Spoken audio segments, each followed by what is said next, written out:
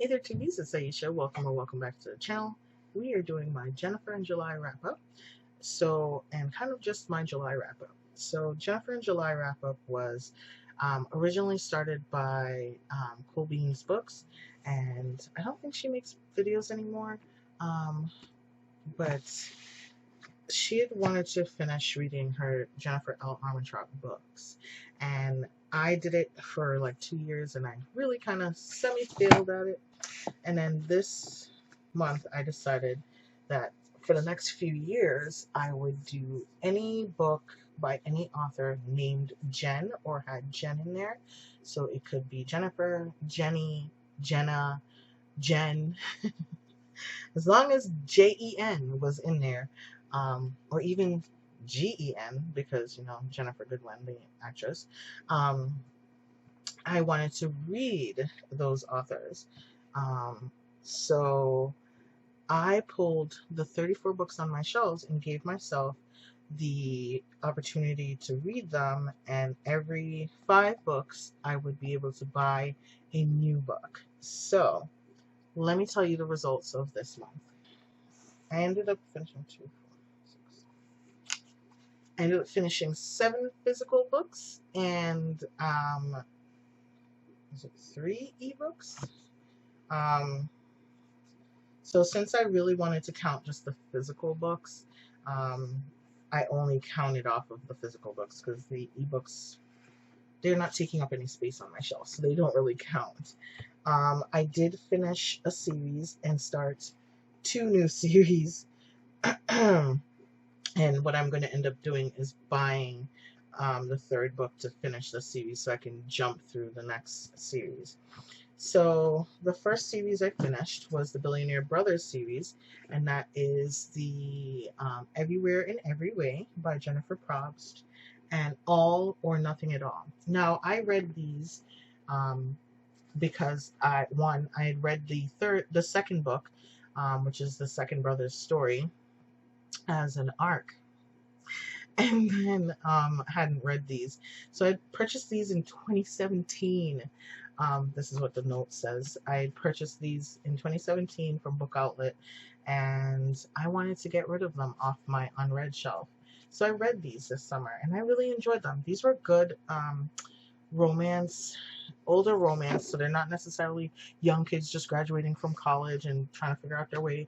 They're adults who are sometimes setting their ways, and people who are trying to rebuild their lives. So this is a story of the 3 brothers who are, the tagline is Property Brothers meets the Marriage Bargain. And so this is, the Marriage Bargain is her other series that I read this month as well. So these 3 brothers are brought back together after their father passes away. Their mother passed away and their family fell apart because of the circumstances surrounding her death. And so the brothers scattered to the wind, and one stayed behind, and he thought he was going to end up with the family business of construction, and his dad, being the controlling bastard that he was, put some rules in place that required his sons to come back. I felt like it was his kind of way of apologizing to them for being such a bastard throughout his life, but at the same time, if it didn't work out, then the one that had stayed was going to lose everything. So this is their journey of coming back together as brothers and learning to work together, and in the meantime, falling in love and falling back in love. The 3rd one has one of the tropes that I usually do not like. But I managed to work my way through it. So I did give both of them 4 stars, and overall for the series, 4 stars. So really enjoyed it. And it really was just her month, because I really read a lot of her books. And I started with Searching for Someday, which I did not realize was a spin-off of the Marriage Bargain series. So I didn't finish more of her books in this series because I went back to the Marriage Bargain. So this one is a kind of, these 2 are kind of magical realism. They use magic to find love, but the young women do not realize that they're really using magic.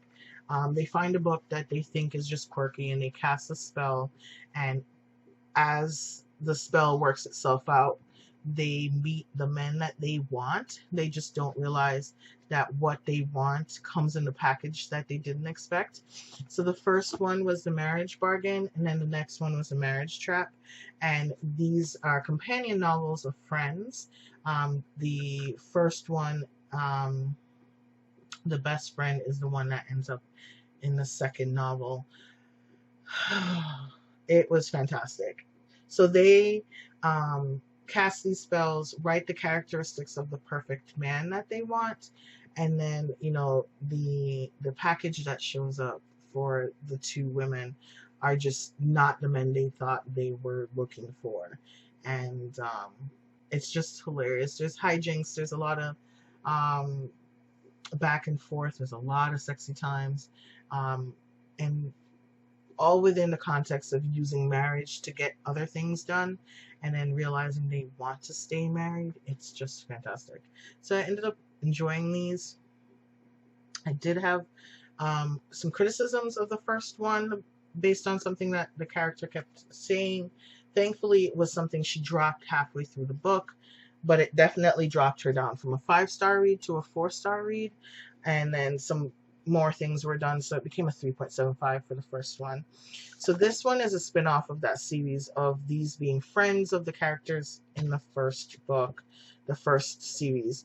And the book that helps these women ends up in the bookstore, and this first character finds it, unaware that her friends had used it. And she is a matchmaker, and she is feeling a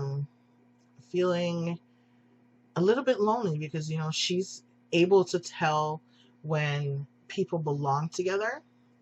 So she kind of has a little bit of witchy magic in her, and she's able to tell when people belong together. And it sucks when you're on a date and realize that your date and the waitress belong together. So she has been using her family's connection and her family's magic to run this successful matchmaking business. But her mother tries to let her know, like, you cannot deny your gift and you cannot deny what the goddess sends to you. And she's not willing to hear it. And then she starts to suffer. Her magic starts to go by the wayside because when you block yourself.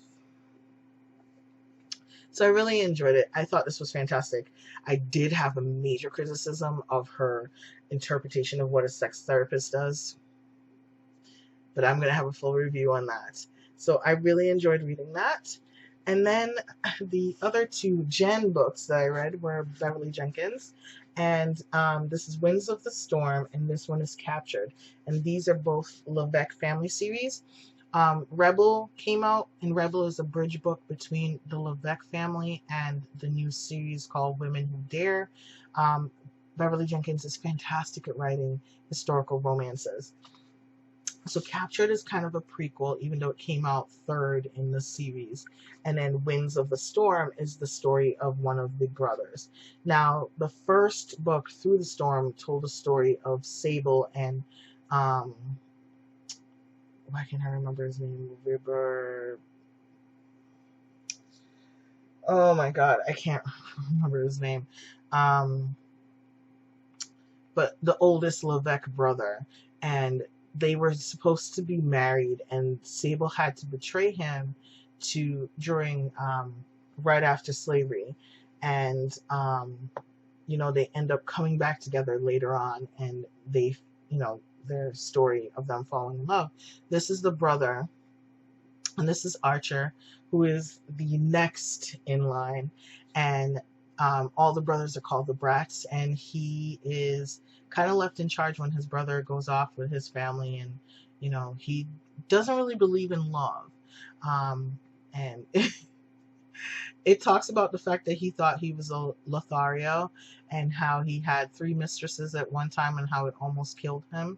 So he's now like with one mistress, and the woman he falls in love with is one of the women who was part of the Black Spies during the Civil War and after the Civil War, and how she their meet cute was kind of scary. She actually had to rescue him during the Civil War, And then this is years later when they meet up again, because she's now been called back to active duty by Armanita Ross, otherwise known as Harriet Tubman, who is like the highest of spies. They were called the Black Dispatches, and she, as you can see, I've tagged it up because there was so much going on here, talking about the death books that were created after the Civil War and during Reconstruction, to make sure that blacks weren't allowed to actually elevate themselves, that they tried to destroy any fairness. We don't really learn about Reconstruction during history, or about all the black men and women who became mayors and doctors and senators. All this upward mobility that was happening, that was eventually crushed by the rise of the KKK and the rise of Jim Crow and all of that. So these were talking about it. And one of the things that she talked about is, of course, the one agency that would have all the information about the Black Dispatches, otherwise known as spies, during the Civil War is the Central Intelligence Agency. So there's 3 different articles on their website about the Black Dispatches and the black men and women who helped fight the Civil War. And this is like kind of a love story interweaving in historical facts. And just, as you can see, I loved it. 5 stars. And this is captured. And this is like the prequel to the Levesque family. This is the beginning of the Levesque family. And this is a pirate who was born free. And his father loved his mother, who was his mistress, and he freed her. He was a Frenchman who freed his slaves in the Caribbean, and went to the seas. Brought his son along with him, his black son along with him, and showed him how to be a privateer, otherwise known as a pirate. And Dominic Levesque kidnaps Claire, who is a slave, when he captures the ship. And he gives her the opportunity to know freedom. And she's a slave, so she's never known freedom. And there were so many devastating moments in this book. This happens during the Revolutionary War, so this happens well before this one. But it lays the groundwork, and they talk about the formations of nations. You see how Haiti helped in the Revolutionary War, how it's just history done in a way that makes you love reading about it and makes you want to interrogate more about it. Absolutely loved it. 5 stars. So I had a fantastic reading month. I did kind of struggle at the end, but I was kind of doing a rewatch. We had a lot going on at work, so I really wasn't invested in reading. I ended up doing a rewatch of The Office, and then I marathoned the Veronica Mars series, and I just devastated. We'll do a full review of that later. But that was my Jennifer in July and Jen in July reading month, and my what I did in July. I did pretty decent. This is perhaps one of my lowest reading months, but definitely one of my better reading months, like in content, and in quality, and the amount of high rated books that I read this month. Definitely enjoyed it.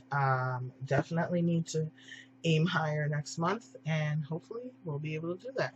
So that is that, and I will see you guys tomorrow. Bye.